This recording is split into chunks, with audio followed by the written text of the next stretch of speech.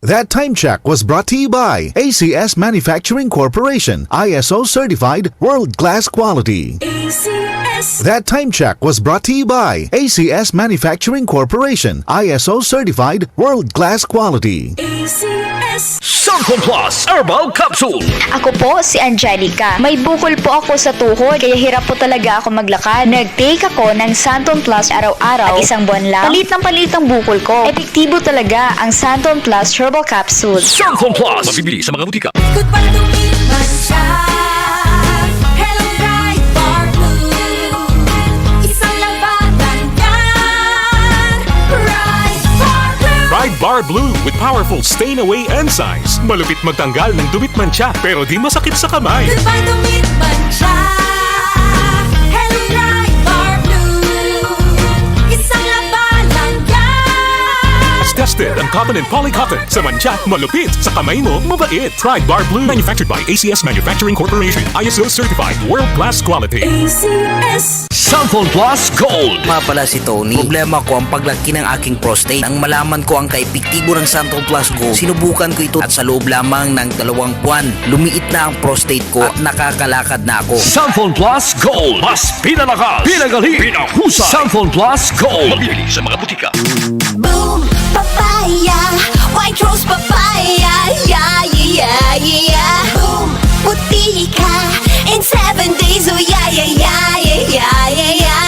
White rose papaya. New White Rose Papaya. May double whitening ng papaya extracts and vitamin B3. Clinically proven magpaputi in as early as 7 days with regular use. Boom, puti ka, white rose papaya, yeah, yeah, yeah, yeah, yeah. Papaya puti, papaya fast. White Rose Papaya with vitamin B3. Manufactured by ACS Manufacturing Corporation. ISO certified world-class quality. ACS.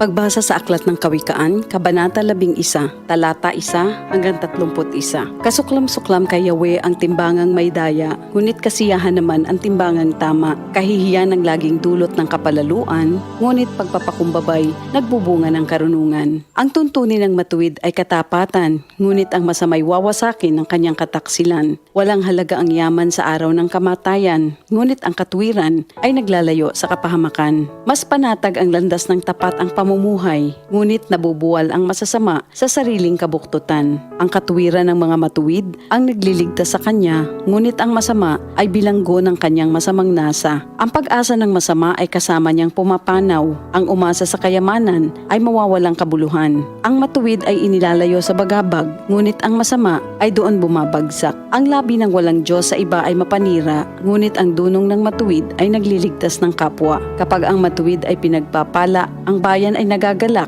ngunit higit ang katuwaan kapag ang masamay napapahamak. Dahil sa salita ng matuwid, ang bayan ay tumatatag, ngunit sa kasinungalingan ng masama, ang lungsod ay nawawasak. Ang kapos sa kaalaman ay humahamak sa kapwa, ngunit laging tahimik ang taong may unawa. Walang maitatago sa bibig ng madaldal, ngunit ang tunay na kaibigan, iyong mapagkakatiwalaan. Sa kakulangan ng tuntunin ng bansa ay bumabagsak, ngunit sa payo ng nakararami, tagumpay ay tiyak. Ang nananagot para sa iba, sa gusot ay nasasadlak, ngunit ang ayaw gumarantiya ay malayo sa bagabag. Ang babaeng mahinhin ay nag-aani ng karangalan, ngunit ang walang dangal, tambakan ng kahihiyan. Lagi sa kahirapan ang taong tamad, ngunit masagana ang buhay ng isang masipag. Ang taong mabait ay nag-iimpok ng kabutihan, ngunit winawasak ng marahas ang sarili niyang buhay. Anuman ang anihin ng masama ay walang kabuluhan, ngunit ang gawang mabuti ay may pagpapalang taglay. Ang taong nasa matuwid ay makasusumpong ng buhay, ngunit ang landas ng masama ay patungo sa kamatayan. Ang kaisipang masama kay Yahweh ay kasuklam-suklam, ngunit ang lakad ng matuwid kay Yahweh ay kasiyahan. Ang taong masamay di makaliligtas sa kaparusahan, ngunit hindi maaano ang nabubuhay sa katwiran. Ang magandang babae ngunit mangmang naman ay tila gintong singsing sa nguso ng baboy. Anumang nais ng matuwid ay nagbubunga ng kabutihan, ngunit ang mahihintay lang ng masama ay kaparusahan. Ang taong mapagbigay bigay ay lalong yumayaman, ngunit naghihirap ang tikom ng mga kamay. Ang taong matulungin sasagana ang pamumuhay at ang marunong tumulong ay tiyak na tutulungan.